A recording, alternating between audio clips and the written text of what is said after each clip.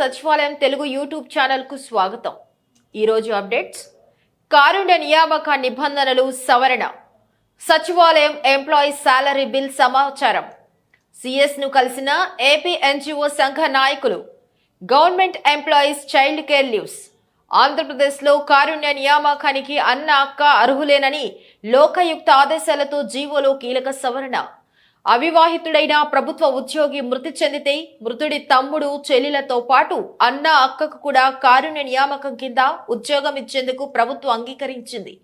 ఈ మేరకు జీవో 612లో కీలక సవరణలు చేసి కొత్తగా జీవో 18 జారీ చేసింది. అప్డేట్. డిసెంబర్ సాలరీ బిల్ సమాచారం. డిసెంబర్ నెల సాలరీ బిల్ నందు ప్రతి ఉద్యోగి ఫ్లాగ్ ఫండ్ ₹50 డిడక్ట్ చేయవలను.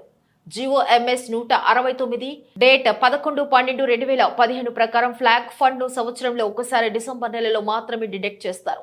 2015 సంవత్సరానికి ముందు నాన్ గెస్టెడ్ ఆఫీసర్స్ కి ఫ్లాగ్ ఫండ్ ₹20 ఉండేది. ఆ తర్వాత దాన్ని ₹50కు పెంచారు. కావున గ్రామ సచివాలయ ఉద్యోగులకు ఫ్లాగ్ ఫండ్ ను ₹50 డిడక్ట్ చేయవలను. అప్డేట్ 3. ఉద్యోగులకు 30% ఐఆర్ ఇవ్వాలి. సిఎస్ కు ఏపీ ఎన్జిఓ సంఘం వినతి.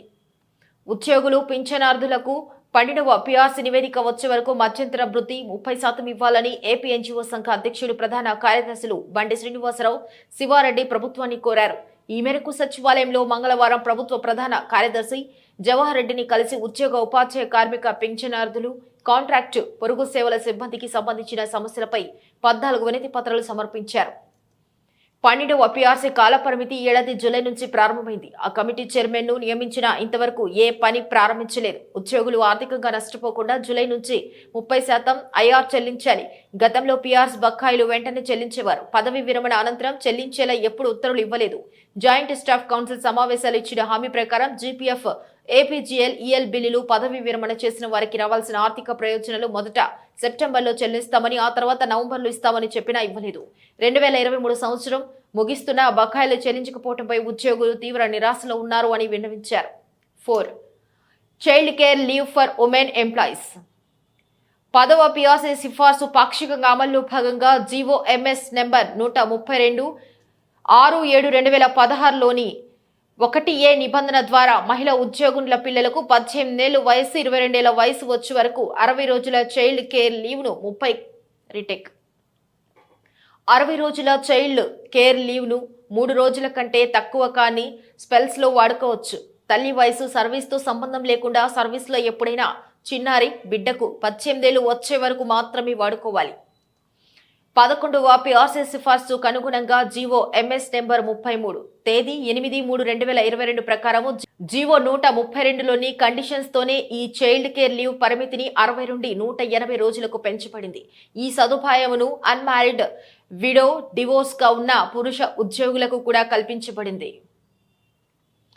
జీవో ఎంఎస్ నెంబర్ 199 తేదీ 19/10/2022 ద్వారా జీవో ఎంఎస్ నెంబర్ 33లో తెలిపిన 180 రోజుల చైల్డ్ కేర్ లీవ్ ను గరిష్టంగా 10 స్పెల్స్ లో ఎంటర్ సర్వీస్ లో వాడుకొనవచ్చును అని సూచనలు ఇస్తూ జీవో 132లోని అన్ని కండిషన్స్ వర్తిస్తాయని తెలపడం జరిగింది. ఎంటర్ సర్వీస్ అనే మాట 60 మరియు 180 రోజుల సిసిఎల్ జీవోలలో ఉన్నది. ఎంటర్ సర్వీస్ లో ఆధారపడ్డ చివరి బిడ్డకు 18 ఏళ్ల వయసు వచ్చే వరకు వాడుకోవచ్చునని, ఎంటర్ సర్వీస్ అంటే సిసిఎల్ 180 రోజులు బిడ్డల వయసుతో సంబంధం లేకుండా సర్వీస్ లో ఎప్పుడైనా వాడుకోవచ్చునని కాదు.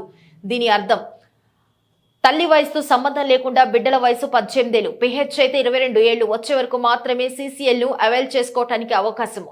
ఈ సిసిఎల్ కు బిడ్డల వయసే ప్రమాణం.